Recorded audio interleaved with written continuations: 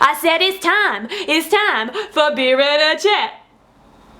I will pay somebody real money to make an animated intro for this series, so y'all don't have to listen to my singing anymore. Like, for real, hit me up, ashley.mardell.email.something. Hey there. Hello YouTube, so we're gonna start off right off the bat real open and honest. This is a weird video for me. I've tried to film it probably 4 or 5 times in the past, and it either comes off as like just too emotional and weird, and sometimes I think that translates as exploitative of this topic for views, which I am not about. Or if it's not very emotional, it comes off as really scripted and stiff and awkward. So, But today I'm feeling good. I have a plan. What I want to do is just sit down and share with you the experiences that I went through coming out in a very simple, straightforward, honest, not scripted, matter-of-fact way. Personally, I just don't think I want to get too emotional. I don't want to sway you to feel a certain way or to think a certain thing. Y'all are smart and competent people. I think you can do that on your own while you hear my story. Warning, some parts of my story are going to be sad, and some things are going to be great. Go. Alright, so I have known on some level that I've been attracted to all genders for literally as long as I can remember. But I didn't come out to myself until I was 11 years old. I was lying in bed, and I remember the moment very vividly. I thought to myself, get ready, this is going to be kind of a bummer thought. I thought, okay, Ashley, so you can admit it. You're not completely straight. That's the way it is, that's how you are. You don't have to be in denial anymore. However, never act on it, and never tell anyone, and never think that this is okay, because that's a sin, and it's wrong. And you should be super ashamed.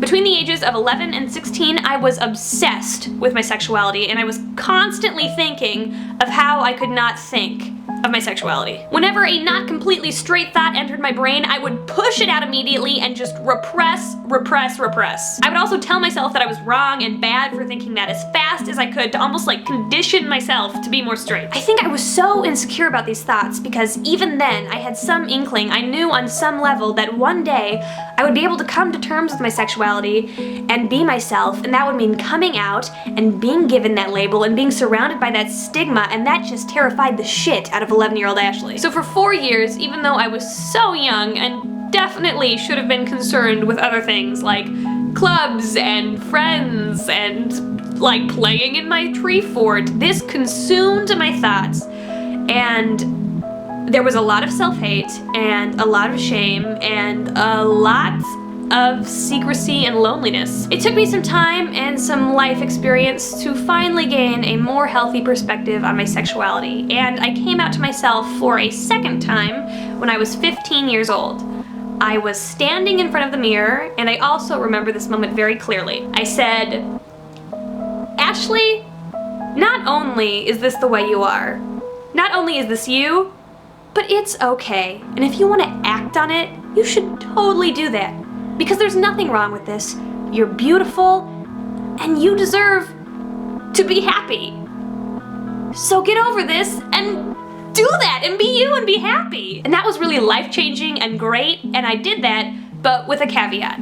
I decided not to tell my close friends or family about this part of me. Between the ages of 15 and 18, I spent all my free time, to be honest, kind of forming a second life. I was constantly on LGBT networking sites, looking up youth events in the cities or clubs for me to go to and meet new people, and I kind of totally formed an entire new social circle for myself, a secret social circle that I was not gonna tell anybody about. And I loved these people, and I was so happy that there was places for me to be myself, but all of the lying and the secrecy that came with it was just so unnecessary. Like, I would invent stories for where I was going or who I was hanging out with, and I was always very careful to erase the history in the GPS if I went to visit any club or youth group, and no one was ever allowed to touch my phone during this time. So if you were my friend a few years back and you were like, I wonder why she was always so psycho about her phone, now you know.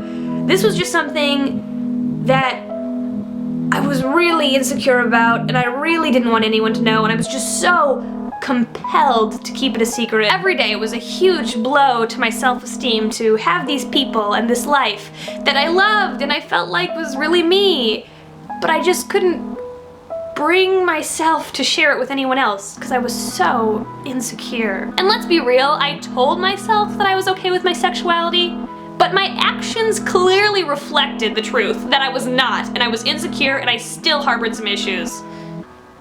Like, if I was keeping it that much of a secret, obviously I still had issues. Anyway, then I become 18 and the story ends insanely anticlimactically. I come out to my best friend and it's awkward and terrifying, but fine. A little later, I come out to the rest of my friends and it's fine. And then I come out to my boyfriend and it's fine. And then I come out to my parents and guess what?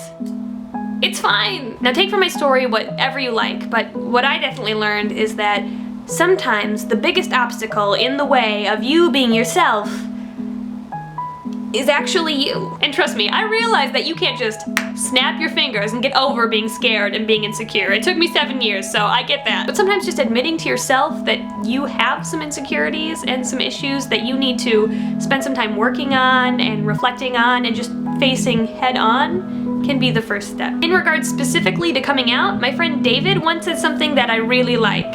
He said, "You might be completely comfortable with your sexuality and just don't want to deal with the hassle of coming out. But if you have good feelings about the response of those around you, chances are it's going to go well.